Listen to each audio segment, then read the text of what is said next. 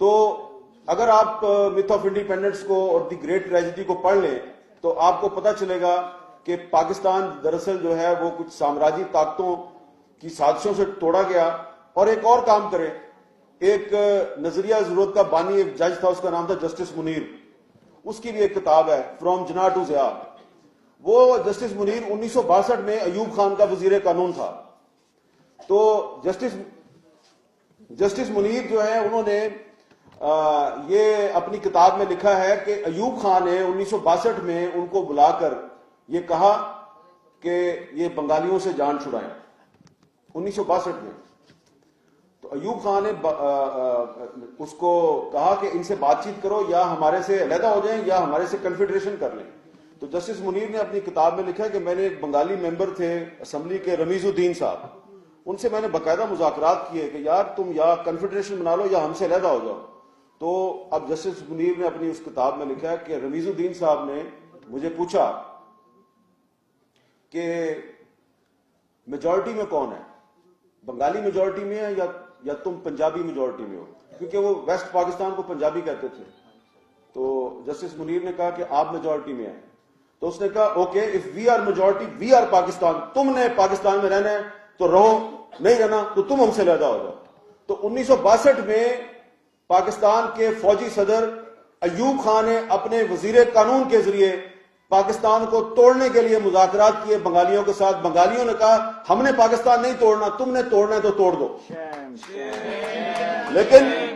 لیکن افسوس کی بات یہ ہے کہ اب وہ کتاب تھی جو فرام جناح ٹو ضیاء, اس پہ ضیاء الحق نے پابندی لگا دی, لیکن اب تو پابندی نہیں ہے. تو میں بار بار اس کتاب کا ذکر کرتا ہوں, لیکن ہمارے جو لیڈر ہیں بڑے بڑے, ایون پیپلز پارٹی کے لیڈر جو ہیں, ان کو 2-3 کو تو میں نے خود کتاب دی. میں نے کہا یار یہ کتاب لو, پڑھو, جا کے اسمبلی میں تقریر کرو. پڑھتے ہی نہیں, یہ ایک شکوہ ہے. اچھا, اب اس کے بعد پھر بھٹو صاحب کی حکومت ختم ہوگی 77 میں. تو جیل میں انہوں نے جو کتاب لکھی, 2 کتابیں لکھی. ایک اف آئی ایم اسیسینیٹڈ, جس سے آپ سب واقف ہیں, میرا خیال ہے کہ آپ سب واقف ہوں گے, ٹھیک ہے. لیکن ایک اور بھی کتاب ہے, وہ بھی جیل میں لکھی, اس سے آپ میں سے بہت کم لوگ واقف ہیں. وہ کتاب تھی ریومر اینڈ ریئلٹی, افواہ اور حقیقت. یہ کتاب صرف 1 دفعہ شائع ہوئی, صرف 1 دفعہ. اور جب 1 دفعہ شائع ہوئی تو پیپلز پارٹی کی قیادت سے کہا گیا کہ اگر آپ نے یہ کتاب دوبارہ شائع کی تو دوبارہ کبھی نہ سوچنا کہ تم حکومت میں آؤ گے. اور پھر وہ کتاب دوبارہ شائع نہیں ہوئی, کیونکہ اس کتاب میں بھٹو صاحب نے کچھ ایسے انکشافات کیے تھے اور کچھ ایسی حقائق سے پردہ اٹھا دیا تھا کہ جس سے آج بھی اگر آپ 2020 میں وہ کتاب پڑھیں تو آپ کو پتہ چلے گا کہ آج بھی پاکستان میں جو بہت سے واقعات ہو رہے ہیں اس کے پیچھے کون ہوتا ہے. مثلا میں اس کتاب کے حوالے سے صرف ایک چیز آپ کو بتاتا ہوں. بھٹو صاحب وزیر اعظم ہیں اور غلام مصطفیٰ جتوئی صاحب چیف منسٹر سندھ ہیں, اور کراچی سے سردار عطا اللہ مینگل کا بیٹا اسد اللہ مینگل اغوا ہوتا ہے, اور اس کے بعد اس کا کوئی پتہ نہیں ملتا. تو ایک ایوننگر جو ہے شام کا اخبار, اس کی ہیڈ لائن ہے کہ عطا اللہ مینگل کا بیٹا کراچی سے اغوا. تو بھٹو صاحب کو پتہ چلتا ہے, وہ پوچھتے ہیں چیف منسٹر سے کہ بھئی یہ عطا اللہ مینگل جو ہے اس کا بیٹا کس نے اغوا کیا. تو چیف منسٹر کہتے ہیں جی کہ یہ مجھے نہیں پتا, یہ آپ ٹکا خان کو پوچھیں. ٹکا خان سے پوچھتے ہیں, ٹکا خان آرمی چیف ہے اور اگلے آرمی چیف کا اعلان ہو چکا ہے, ضیاء الحق اگلا آرمی چیف ہے, اور ٹکا خان صاحب جو ہیں اب وہ صرف چند دن کے مہمان ہیں, لیکن ابھی وہ آرمی چیف ہیں. تو ٹکا خان صاحب کو پوچھا جاتا ہے, ٹکا خان کہتے ہیں جی وہ دراصل ضیاء الحق کو جنرل رحیم الدین جو ہیں انہوں نے یہ کام کیا ہے, مجھے اس کے بارے میں نہیں پتا. تو انہوں نے کہا کہ پتہ کر کے بتاؤ. تو پتہ کر کے بتایا. تو اگلے دن 3 جرنیل پرائم منسٹر ذوالفقار علی بھٹو کے سامنے پیش ہوئے, اور انہوں نے کہا دراصل یہ جو اسد اللہ مینگل ہے یہ پاکستان دشمن سرگرمیوں میں ملوث تھا, آپ پریس کو یہ بتا دیں یہ افغانستان بھاگ گیا. انہوں نے کہا چلے میں یہ کہہ تو دوں گا, ابھی بتاؤ کہاں ہے وہ. اب بھٹو صاحب نے لکھا ہے کہ جب میں نے پوچھا کہ ہے کہاں پہ, تو جرنیلوں نے کہا جی وہ دراصل ہمارے ایس ایچ جی کے کمانڈوز تھے, تو فائرنگ کے تبادلے میں وہ مارا گیا اسد اللہ مینگل. انہوں نے کہا اچھا مارا گیا تو اس کی ڈیڈ باڈی کدھر ہے؟ کہا وہ ٹھٹھا کے قریب کسی مقام پہ اس کو دفن کر دیا, ہمیں نہیں پتا کہاں ہے اس کی ڈیڈ باڈی.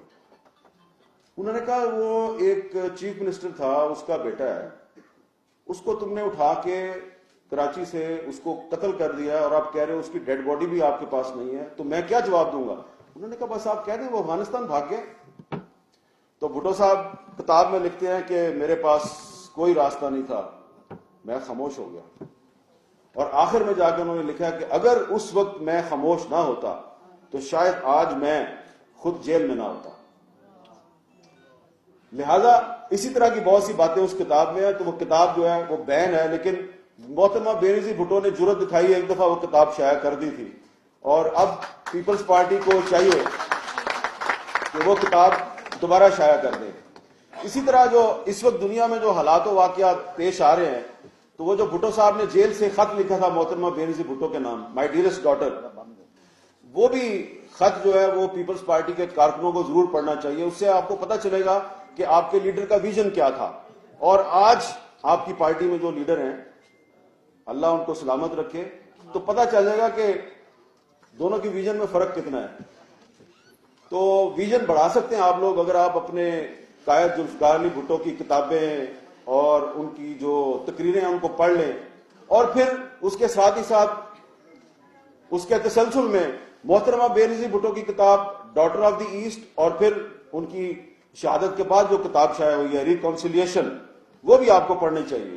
لیکن وہ جو کتاب ہے ریکانسیلیشن, اس کتاب کو پڑھ کے مجھے تو یہ احساس ہوا کہ بے نظیر بھٹو تو ریکانسیلیشن چاہتی تھیں, وہ تو چاہتی تھیں کہ پاکستان میں تمام ادارے جو ہیں وہ ایک پیج پہ آ جائیں, اور انہوں نے ریکانسیلیشن کے نام پہ ڈائلاگ بھی شروع کیا, لیکن ان کے ساتھ ڈائلاگ کے نام پہ دھوکہ کیا گیا اور ان کو شہید کر دیا گیا.